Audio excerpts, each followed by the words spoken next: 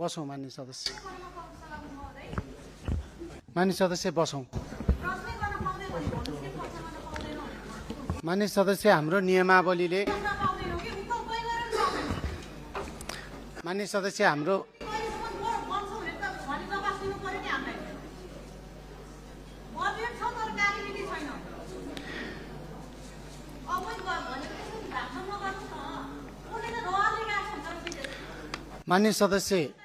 माननीय सदस्यलाई मैले बोल्न समय दिएको छैन। बसौँ।